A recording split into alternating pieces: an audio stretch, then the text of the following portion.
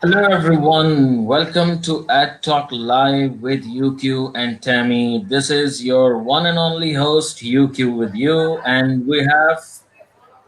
Hello, everyone. This is Tammy from Chicago. I'm at the Empower Conference. And so I'll just tell you a little bit about what's been happening here at the big conference here in Chicago. There's a lot of sessions going on. People have come from around the world to see big names in education. We've got keynotes, Ron Clark, Ashton Kutcher, Linda Darlingham. Sorry, I just forgot her second last name. Hammond, I think. I'm going to see her this morning. I'm excited to go to a luncheon with Sir Ken Robinson today. So that's going to be really exciting. That's like the highlight of my trip. But also just getting back together with my professional learning network and having meetings with them, talking about projects we're working on, going to their sessions. So, there's thousands of people here. It's overwhelming. I'm tired. Everybody's tired, but that's kind of part of the experience. So today we've got... Wonderful. I feel jealous. I feel a little jealous. I couldn't manage this time, but you are having great time there. Yeah, I know Empower is wonderful. Yeah. So did you present this time, Tammy? I did an Ignite presentation. So for those people that don't know what an Ignite is, it's just a 5-minute presentation. It's pretty intense. It's 20 slides timed 15 seconds each.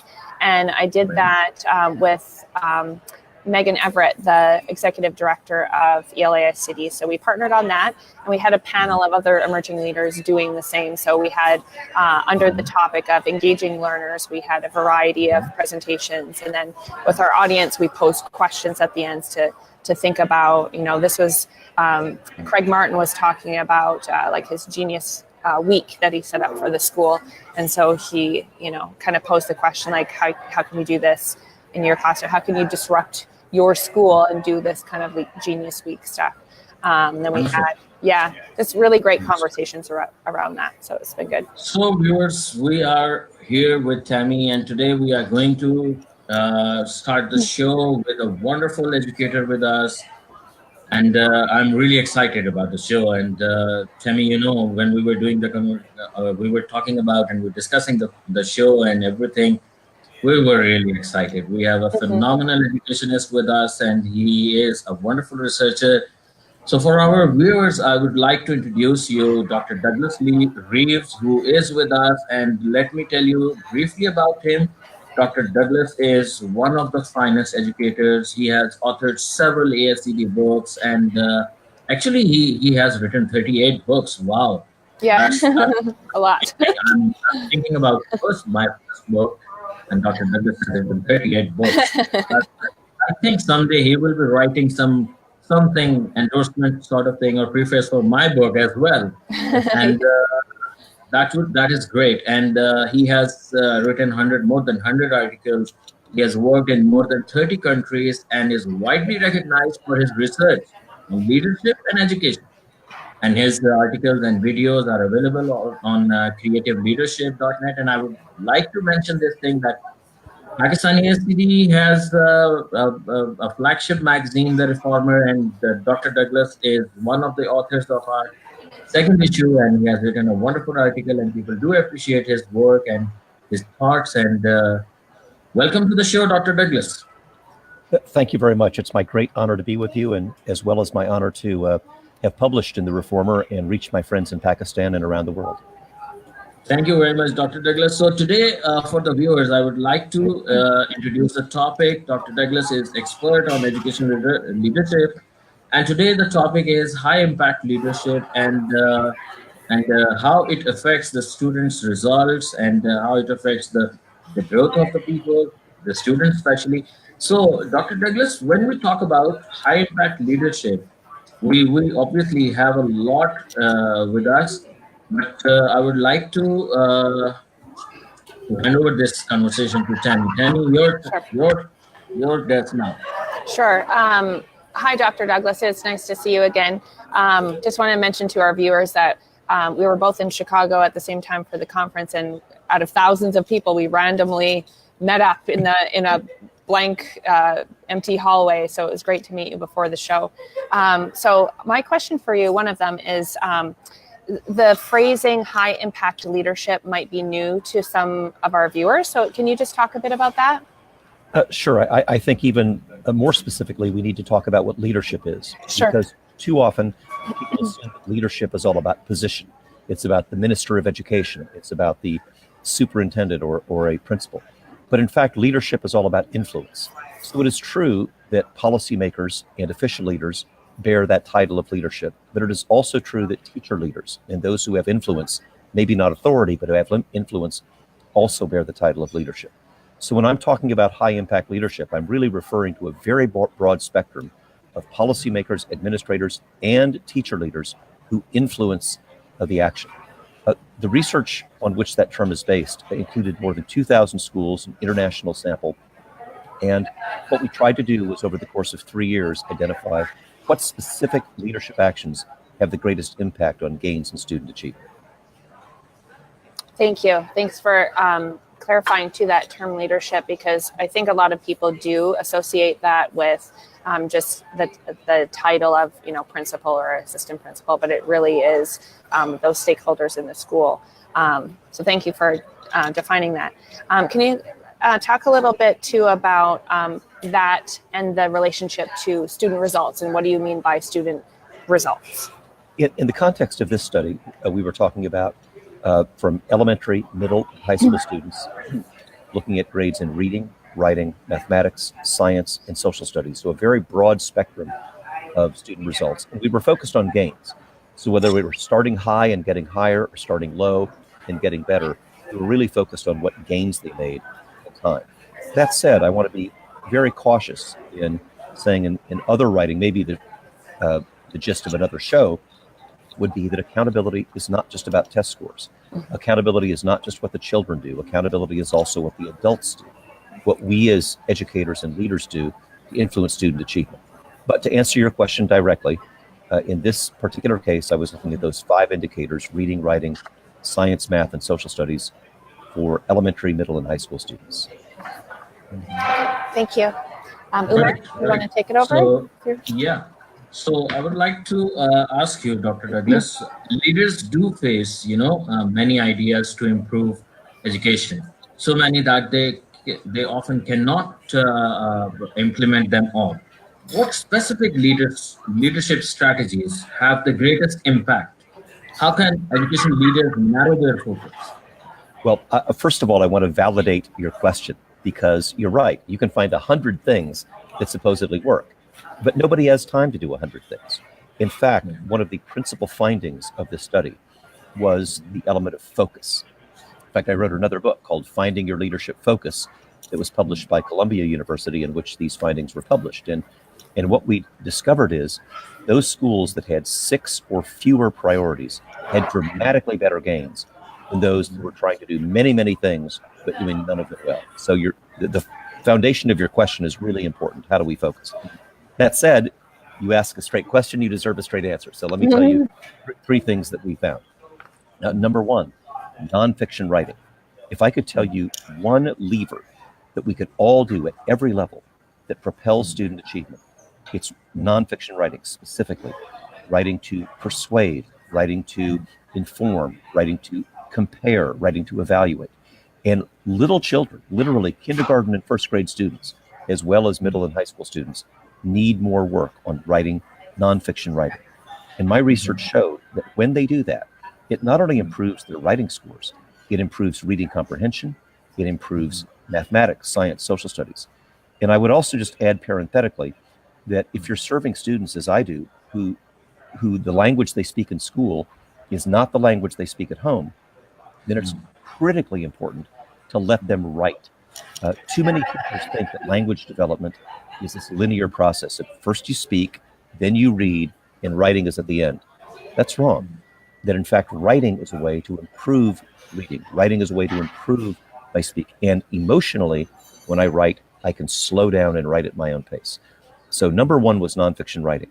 Number 2 was professional learning communities. And I want to be very specific. That's not just a meeting.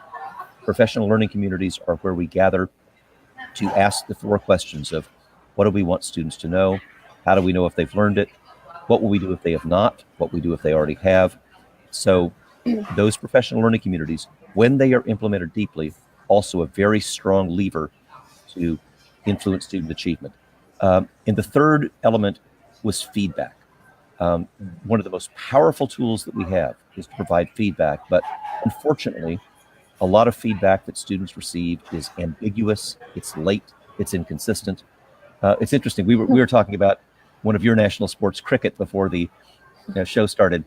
And it's interesting that when parents go to a cricket match or they go to a football match or any other athletic competition, they may lose, but they still expect the officials to be very consistent in saying what the rules are, because that's the only thing that provides for a fair match, right?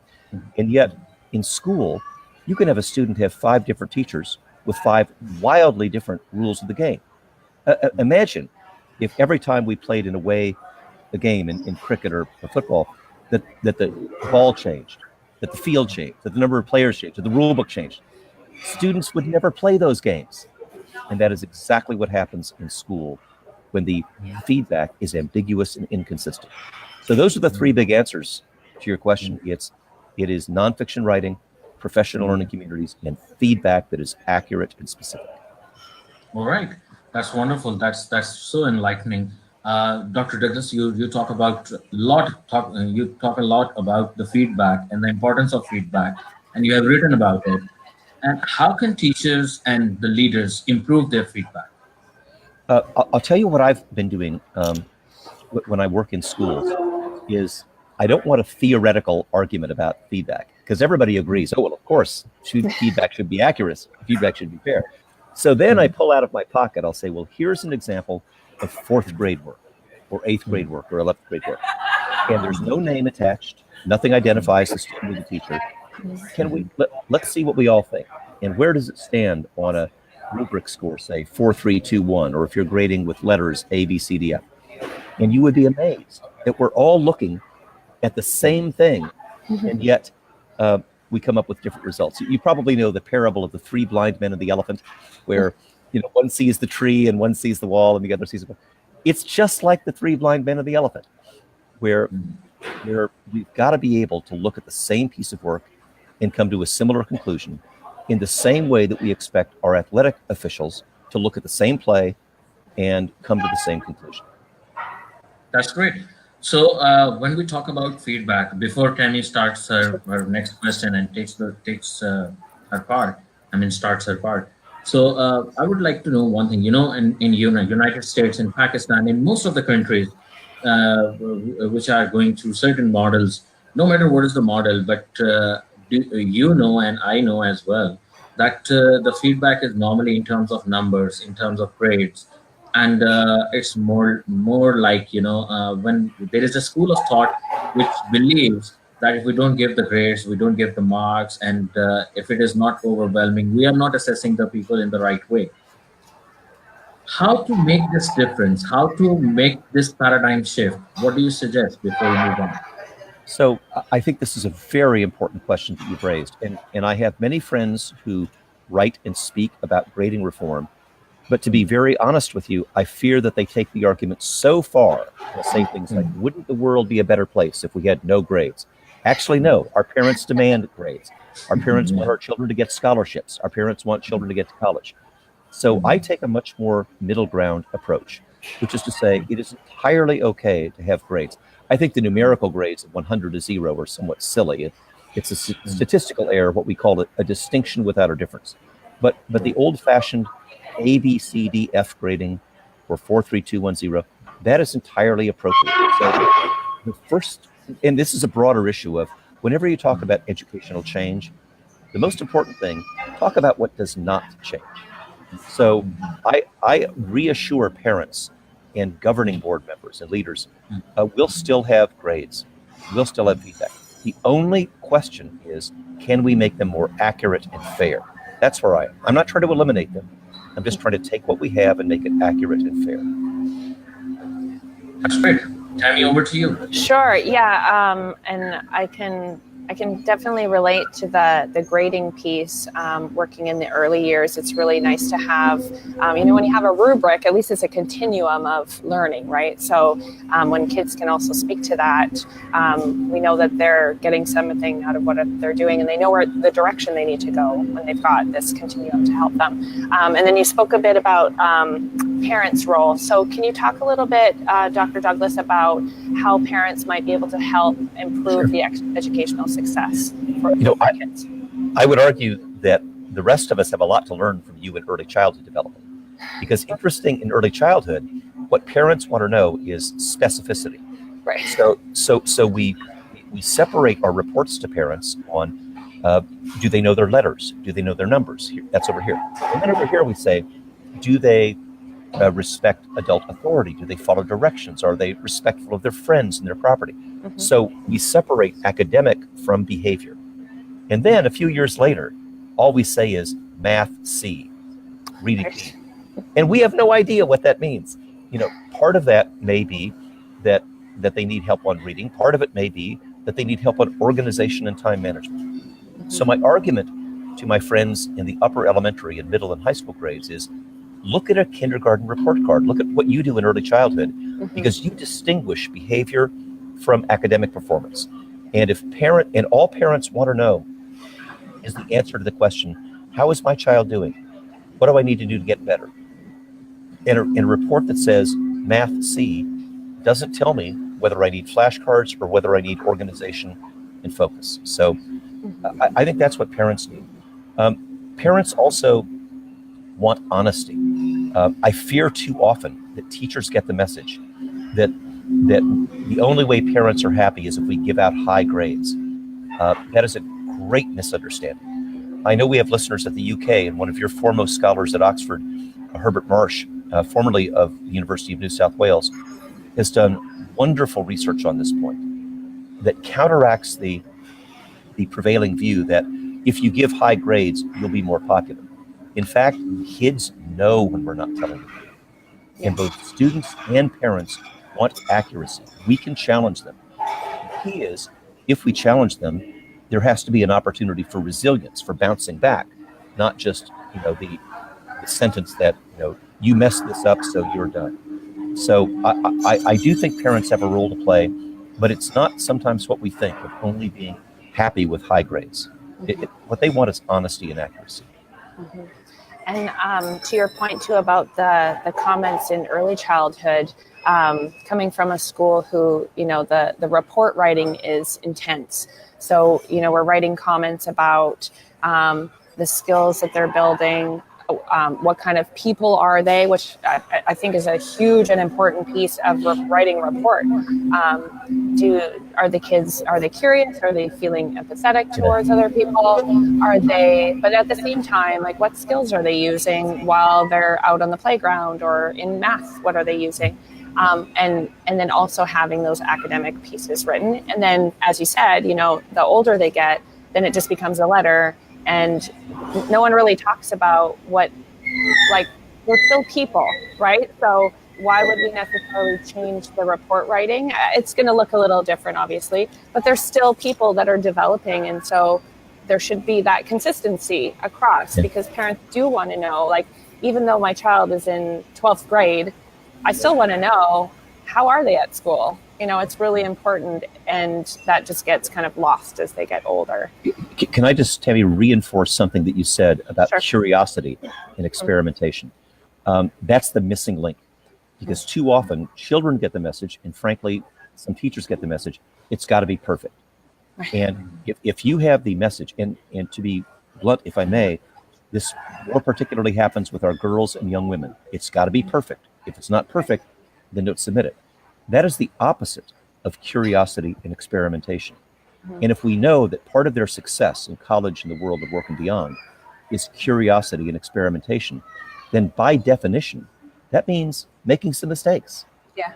And we have to have an environment where it's legitimate, okay, in fact, praised to be curious, to experiment, and as a result, make a mistake and learn something. I fear that too many of our daughters are not getting that message. Mm-hmm. Yeah, I would agree with that too. And just kind of branching off with this curiosity piece, you've done a lot of work in other countries, over 30 countries. So do you see some of these pieces more like the curiosity is nurtured more in other countries, and who should be really learning from each other? Well, I unfortunately have to take the upside down approach to that. Where Okay. I was in Tasmania, and our international viewers know that Tasmania is in the south of Australia, a separate island. So it's about as far away from wherever you are as you can get. Yeah, it's far. Very, Yeah. very remote. And when I was last in Tasmania, the front page of the newspaper was on grading and homework. I was in Zambia, front page of the newspaper, grading and homework. In Taiwan, in Beijing, it's all grading and homework. Wherever you go in the world, you know, that grading is an issue. And as a result, I can't give you very many exemplars of where we should follow. Instead, what I think we need to do is to change the conversation from the policies about grading to the values and principles. What I think crosses international borders is we all want accuracy and fairness. Mm-hmm. We all just want to know how our kids are doing. You can go to a parent in the developing world or the advanced world, and they still have the same questions. And I fear that too many grading systems are not answering that question. That's great. That's a wonderful response. Most of the things that I used to advocate in Pakistan as well with my colleagues, and you have endorsed them. Yeah, grading is a big issue, and my today's takeaway will be probably this one, that we need to be very honest instead of just giving the grades. But my question is, Dr. Douglas, how do you relate social justice issues? Now I'm just taking a shift. The social justice issue is a big issue in many countries. How do you address, or how can we address these issues in perspective of education leadership? So, first of all, I think we need to be very clear about what the path to social justice is. Not all of us thinking the same thing. One of the missing elements of the social justice conversation is divergent thinking.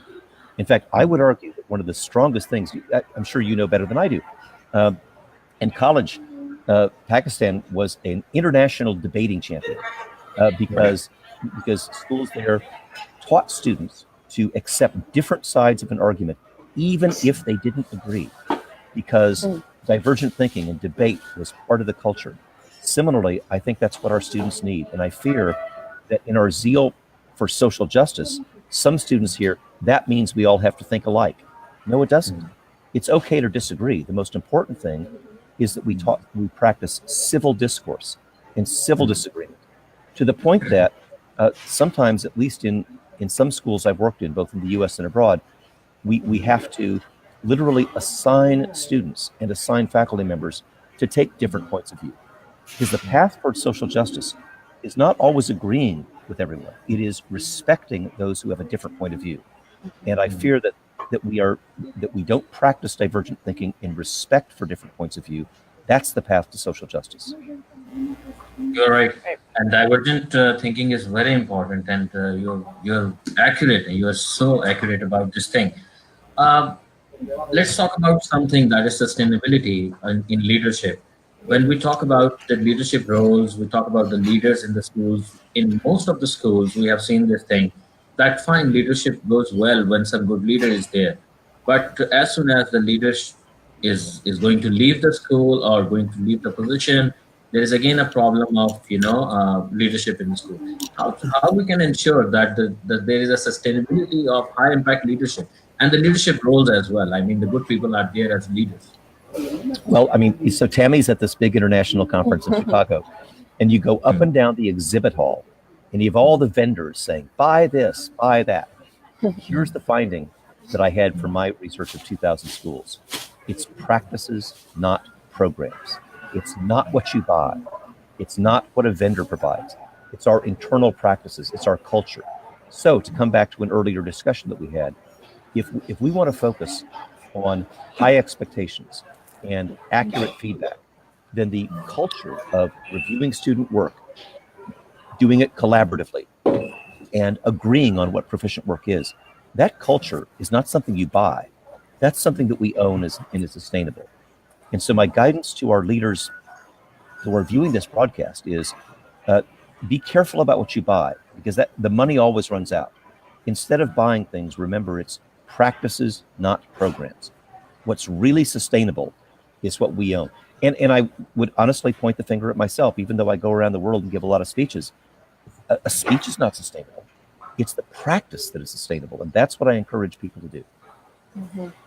Thank you for bringing that up actually right now, because this is one of the things that we often talk about after a conference too, is what are you going to do after the conference? Yes. So we're at all these wonderful sessions, and this is the question that we posed at the end of our session yesterday, because we did this panel of, great speech, Ignite presentations. And at the end, we were like, okay, now go on Twitter and write, what are you going to do?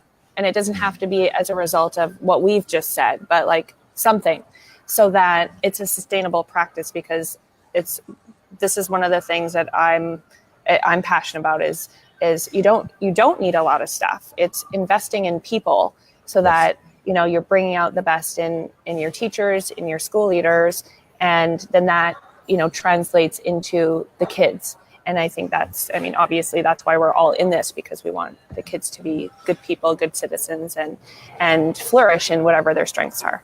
So we're nearing the end of the show already. So I want to thank you, Dr. Douglas, for signing in at the airport on your before you go on your next journey. So thank you so much for joining us.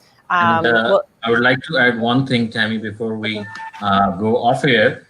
And the thing is, there is a lot to be done regarding leadership. And I just wanted to announce that at Talk Live is available on YouTube as well, on the channel. And this show will be available later on YouTube channel as well. And stay in touch, Dr. Douglas. You are fantastic. You are doing wonderful job in across the world and connecting the people. And I hope we will be having you again. Let me see if we have any. We have lost 2 minutes, 2 to 3 minutes. If we have any comments. And I should just add while you're looking at that, we have a number of free resources.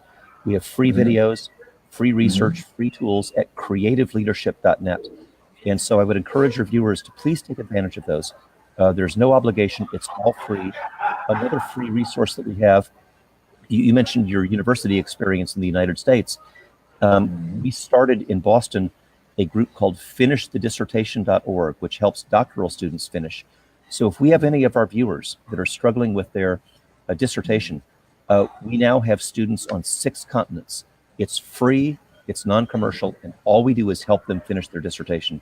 So those 2 websites, creativeleadership.net and finishthedissertation.org, are all offering free and non-commercial support.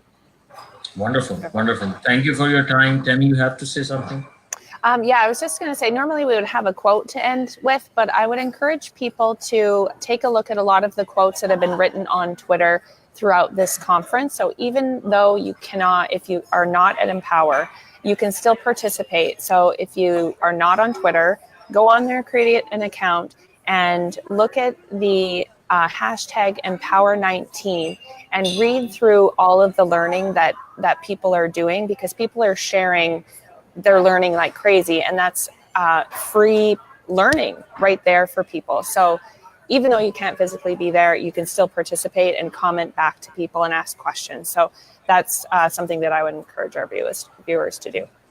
Great. So thank you very much, Dr. Douglas, for honoring us on the show, and we look forward to have you again sometime later. Yeah. Perhaps I'll see you in Boston or Islamabad. Oh, yeah, welcome to Islamabad, awesome. And I will look forward. So thank you, everyone. Thank you. Have a great trip. My great pleasure. Thank you. Thank you.